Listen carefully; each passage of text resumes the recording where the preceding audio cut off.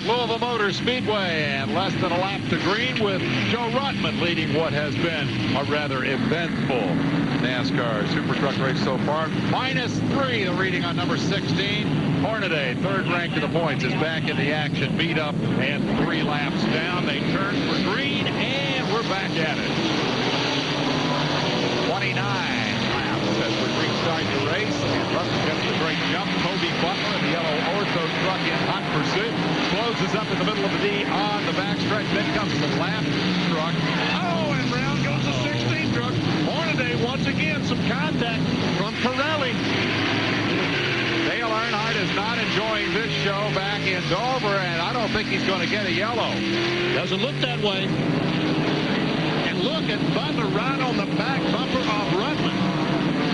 Interesting to watch that gap. Butler's real quick in some sections of the racetrack. Ruttman's got other sections of it dialed, and Sprague is right there the lap down. And Sprague, the 31, he spun when he made contact with the 21. Just a few laps ago. Let's see what happens, how this plays out.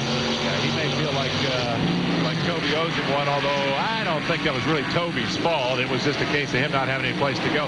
Look at the gap between the trucks. Watch how it kind of expands, stretches, and contracts like a rubber band, depending who has which of these corners dialed in.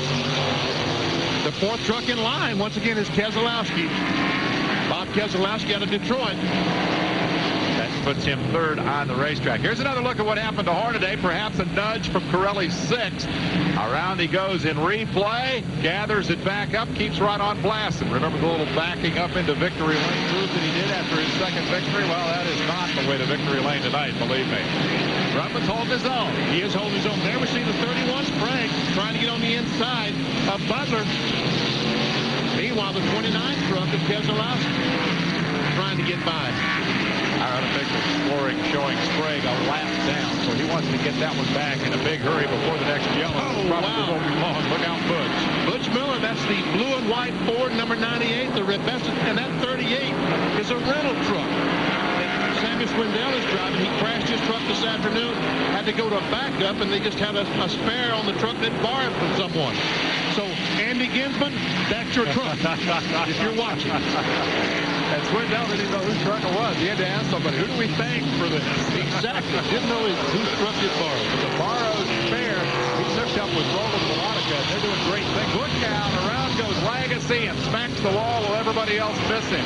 81 also involves Jerry Glanville. It was his contact with Swindell as they met at the pit road in practice that put Swindell out of the thing. So, and Lagasse trying to get his truck going. Look out, guys. Leave a hole in there. They're going to both get going. Well, it has been wild. It will get wilder. That's Bliss in front of him back out. I think we'll get another look at how this developed. From the in-car camera, it looks like that Lagasse just spun, and Coach Glanville spun to dodge him. Never watch the guy crash, right? No, never watch a guy just look straight ahead and hit the gas. If you watch him go, you're going to go right where he went. It's some sort of a physics thing. He might have been on the outside of the 11 truck. That might, John Kinder, that might have been the contact that Lagasse made with the DuPont. He was on the outside, I think it was 11 truck. Lagasse was having a decent run here, had been up inside the top 7. I guess one of the beauties of this racetrack is because it's a fairly low speed thing, you can smack the wall and bend the truck up and just jump right back out there and keep on going. So keep on trucking, if you will. So it's going to be a night which one would, I think, want to stay out of trouble. There's a possible way to do that.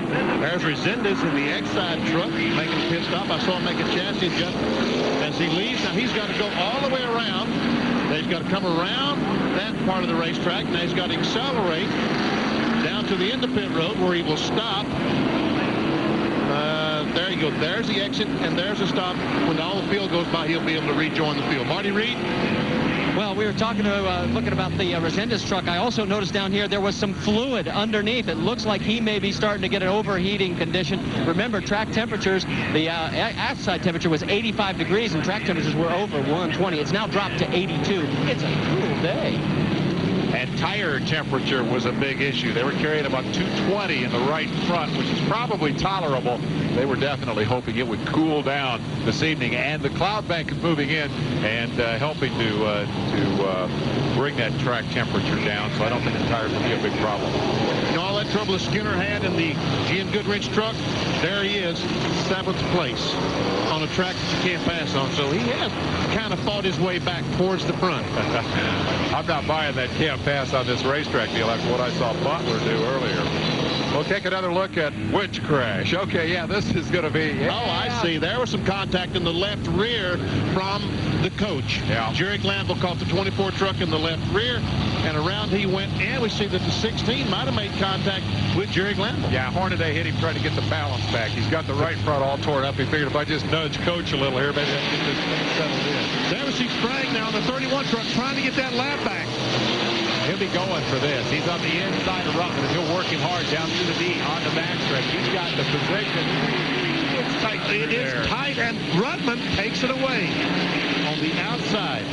Ruttman's not scared of anybody. He's been doing this a long time. I was checking the statistics. This guy drove his first Winston Cup race 33 years ago. Now think about that. He's 18 years old when he made his first Cup start. Now he's in the trucks. He's driving for Ernie Irvin, and Ernie's in here tonight. He made her back from Dover, and he's got to be pretty happy with the way this is going. Sprague is the wild card, sandwiched between the two lead trucks, the red of Ruttman and that yellow ortho paint job of Toby Butler, who's having his best run of the series thus far. Look out, Skinner will be coming. We probably ought to give the Joe Ruttman owners the nope here. And what Kindler goes around right in front of all the traffic, and the 38 truck, the borrowed truck, has made contact with the inside retaining wall. Well, Sammy's going to have to get the phone number of the guy they borrowed that truck don't from. do it now, Sammy. Oh, Ruttman missed him. Swindell decided it was time to get her back underway. Take another look at how this one started. There we see Kinder coming off the corner, just loses control. Now there is the 38. That's Sammy Swindell. He tries to dodge him. When he does, he spins down to the inside retaining wall. Worth pointing out that the entrance to turn 4 is downhill, off camber. And now this is Nemechek, squirrely and loose. And the spin, I think, is going to happen in front of him, isn't it? Yeah, it is. Looks like he spun out, but I think he might have saved it. He's got a flat tire. That's his problem. He has a flat tire. Ah, that'll do it to you. So the onboard look at Nemechek's truck as he'll be going in for service. Wow, this has been wild. Left rear appears to be the culprit right there on the Burger King machine. Shares a sponsor with his brother Joe, who's racing at Dover and qualified terrifically there. We'll be back with more of the Ford Credit 200 in just a moment.